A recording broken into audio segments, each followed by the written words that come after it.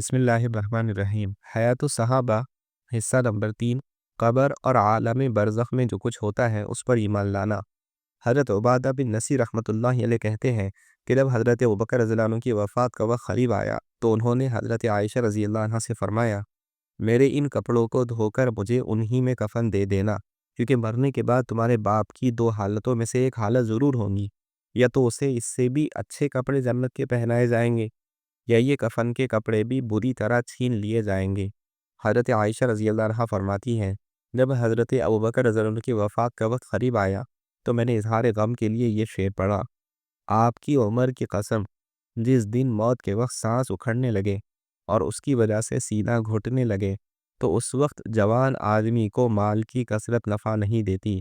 حضرت ابوبکر رضی اللہ عنہ نے فرمایا، اے میرے بیٹے، اے میری بیٹا، ایسا نہ کہو، بلکہ وجاءت سکرۃ الموت بالحق ذالک ما کنت منہ تحید، جس کا ترجمہ ہے، اور موت کی سختی قریب آ پہنچی، یہ موت وہ چیز ہے جس سے تو بدکتا تھا۔ پھر حضرت ابوبکر رضی اللہ عنہ نے فرمایا، میرے یہ دو کپڑے دیکھ لو، انہیں دھو کر مجھے انہی میں کفن دے دینا، کیونکہ نئے کپڑے کی مردے سے زیادہ زندے کو ضرورت ہے۔ ان کپڑوں کو تو مردے کے جسم کی پیپ اور خون ہی لگے گا، یہ کپڑے تو تھوڑی دیر کے لیے ہیں، چند دن میں گل سڑ کر ختم ہو جائیں گے۔ حضرت عائشہ رضی اللہ عنہا فرماتی ہیں، جب حضرت ابوبکر رضی اللہ عنہ کی بیماری اور بڑھ گئی تو میں رونے لگی، پھر وہ بے ہوش ہو گئے تو میں نے شعر پڑھا، جس کے آنسو ہمیشہ رکے رہے ہوں اس کے آنسو ایک دن ضرور بہیں گے۔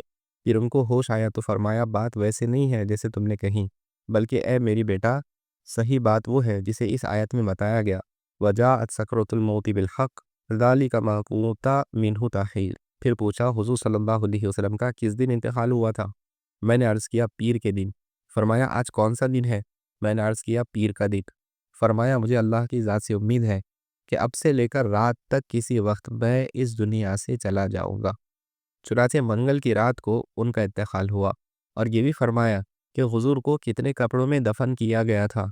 میں نے عرض کیا، ہم نے حضور کو یمن کی سہول بستی کے بنے ہوئے 3 سفید اور نئے کپڑوں میں کفن دیا تھا۔ ان کپڑوں میں نہ کرتا تھا اور نہ عمامہ۔ انہوں نے فرمایا، میرے اس کپڑے پر زعفران کا دھبا لگا ہوا ہے، اسے دھو لو، اور اس کے ساتھ 2 نئے کپڑے اور شامل کر لینا۔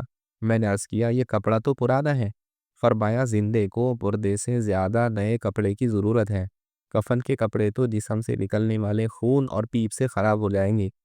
حضرت یحییٰ بن ابی راشد نصری رحمۃ اللہ علیہ کہتے ہیں، جب حضرت عمر بن خطاب رضی اللہ عنہ کی وفات کا وقت قریب آیا تو اپنے بیٹے سے فرمایا، اے میرے بیٹے، جب مجھے موت آنے لگے تو میرے جسم کو دائیں پہلو کی طرف موڑ دینا، اور اپنے دونوں گھٹنے میری قبر کے ساتھ لگا دینا، اور اپنا دایاں ہاتھ میری پیشانی پر اور بایاں ہاتھ میری ٹھوڈی پر رکھ دینا، اور جب میری روح نکل جائے تو میری آنکھیں بند کر دینا اور مجھے درمیانے قسم کا کفن پہنانا۔ اگر مجھے اللہ کے ہاں سے خیر ملی تو پھر اللہ تعالیٰ مجھے اس سے بہتر کفن دیں گے، اور اگر میرے ساتھ کچھ اور ہوا تو اللہ تعالیٰ اس کفن کو مجھ سے جلدی چھین لیں گے، اور میری قبر درمیانی قسم کی بنانا، کیونکہ اگر مجھے اللہ کے ہاں خیر ملی تو پھر قبر کو تو حد نگاہ تک کشادہ کر دیا جائے گا، اور اگر معاملہ اس کے خلاف ہوا تو پھر قبر میرے لیے اتنی تنگ کر دی جائیں گی کہ میری پسلیاں ایک دوسرے میں گھس جائیں گی، میرے جنازے کے ساتھ کوئی عورت نہ جائے، اور جو خوبی مجھ میں نہیں ہے اسے مت بیان کرنا، کیونکہ اللہ تعالیٰ مجھے تم لوگوں سے زیادہ جانتے ہیں، اور جب تم میرے جنازے کو لے کر چلو تو تیز چلنا، کیونکہ اگر مجھے اللہ کے ہاں سے خیر ملنے والی ہے تو تم مجھے اس خیر کی طرف لے جا رہے ہو، اس لیے جلدی کرو، اور اگر معاملہ اس کے خلاف ہے تو تم ایک شر کو اٹھا کر لے کر جا رہے ہو، اسے اپنی گردن سے جلدی اتارو۔ امر خلافت کی صلاحیت رکھنے والے حضرات کے مشورے پر امر خلافت کو موقوف کر دینے کے باب میں حضرت عمر رضی اللہ عنہ کا یہ فرمان گزر چکا ہے کہ جب حضرت عمر رضی اللہ عنہ نے سمجھ لیا کہ اب تو موت آنے والی ہے تو فرمایا، اب اگر میرے پاس ساری دنیا ہو تو میں اسے موت کے بعد آنے والے ہولناک منظر کی گھبراہٹ کے بدلے میں دینے کو تیار ہوں۔ انہوں نے اپنے بیٹے سے کہا، اے عبداللہ بن عمر، میرے رخسار کو زمین پر رکھ دو۔ حضرت ابن عمر رضی اللہ عنہ کہتے ہیں، میں نے ان کا سر اپنی ران سے اٹھا کر اپنی پنڈلی پر رکھ دیا تو فرمایا، نہیں، میرے رخسار کو زمین پر رکھ دو۔ چنانچہ انہوں نے اپنی داڑھی اور رخسار کو اٹھا کر زمین پر رکھ دیا اور فرمایا، او عمر، اگر اللہ نے تیری مغفرت نہ کی تو پھر اے عمر، تیری بھی اور تیری ماں کی بھی ہلاکت ہے۔ اس کے بعد ان کی روح پرواز کر گئی، رحمت اللہ علیہ۔ اس واقعے کو طبرانی نے حضرت ابن عمر رضی اللہ عنہ سے ایک لمبی حدیث میں نقل کیا ہے۔ رونے کے باب میں یہ حدیث گزر چکی ہے کہ حضرت ہانی رحمۃ اللہ علیہ کہتے ہیں، جب حضرت عثمان رضی اللہ عنہ کسی قبر پر کھڑے ہوتے تو اتنا روتے کہ داڑھی تر ہو جاتی۔ ان سے کسی نے پوچھا، آپ جنت اور جہنم کے تذکرہ کرتے ہیں تو نہیں روتے، لیکن خبر کو یاد کر کے روتے ہیں؟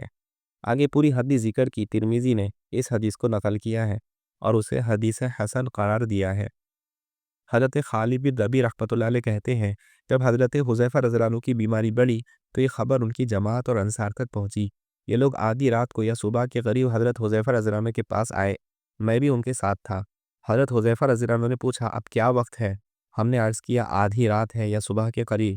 انہوں نے فرمایا، میں جہنم کی صبح سے اللہ کی پناہ چاہتا ہوں، کہ تم لوگ میرے کفن کے لیے کچھ لائے ہو؟ ہم نے کہا، جی ہاں۔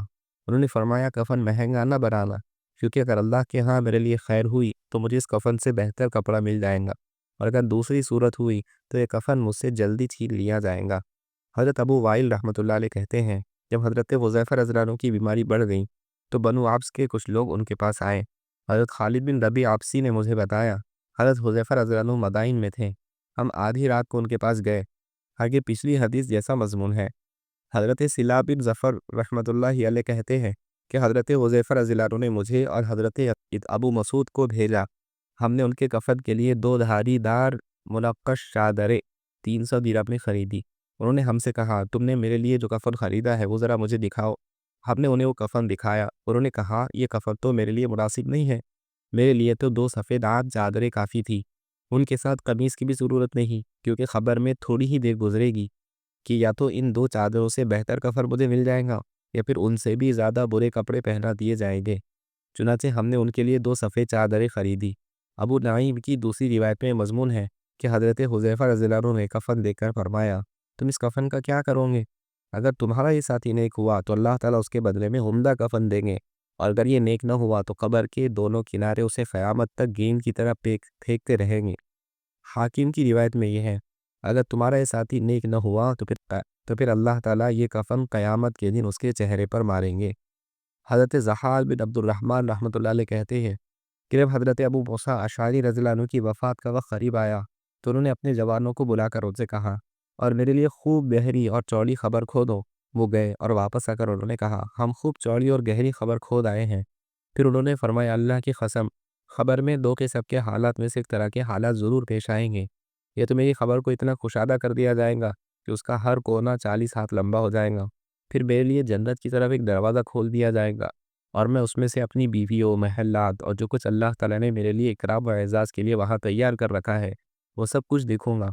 اور آج مجھے جتنا اپنے گھر کا راستہ آتا ہے، اس سے زیادہ مجھے اپنے اس ٹھکانے کا راستہ آتا ہوگا، اور قبر سے اٹھائے جانے تک جنت کی ہوا اور راحت کا سامان مجھ تک پہنچتا رہے گا۔ اور اگر خدا نہ خواستہ دوسری حالت ہوئی اور اس سے ہم اللہ کی پناہ چاہتے ہیں تو میری خبر کو مجھ پر اتنا تنگ کر دیا جائے گا کہ جیسے نیزے کی لکڑی نیزے کے پھل میں تنگ ہوتی ہے، اور وہ خبر اس سے بھی زیادہ تنگ ہوگی۔ پھر میرے لیے جہنم کے دروازوں میں سے ایک دروازہ کھول دیا جائے گا، اور میں اس میں سے اپنی زنجیروں، بیڑیوں اور جہنم کے قیدی ساتھیوں کو دیکھوں گا۔ اور آج مجھے جتنا اپنے گھر کا راستہ آتا ہے اس سے زیادہ مجھے جہنم میں اپنے ٹھکانے کا راستہ آتا ہوگا، اور خبر سے اٹھائے جانے تک جہنم کی گرم ہوا اور گرم پانی کا اثر مجھ تک پہنچتا رہے گا۔ حضرت عائشہ رضی اللہ عنہا فرماتی ہیں، حضرت اسید بن حضیر رضی اللہ عنہ فضیلت والے لوگوں میں سے تھے۔ وہ کہا کرتے تھے، میں 3 حالتوں میں جیسا ہوتا ہوں، اگر میں ہر وقت ویسا رہوں تو یقیناً جنت والوں میں سے ہو جاؤں، اور مجھے اس پہ کوئی شک نہ رہے۔ ایک وہ حالت جبکہ میں خود قرآن پڑھ رہا ہوں یا کوئی اور قرآن پڑھ رہا ہو اور میں سن رہا ہوں۔ دوسری وہ حالت جبکہ میں نبی کریم صلی اللہ علیہ وسلم کا خطبہ سن رہا ہوں۔ تیسری وہ حالت جبکہ میں کسی جنازے میں شریک ہوں، اور جب بھی میں کسی جنازے میں شریک ہوتا ہوں تو اپنے دل میں صرف یہی سوچتا ہوں کہ اس جنازے کے ساتھ کیا ہوگا اور یہ جنازہ کہاں جا رہا ہے۔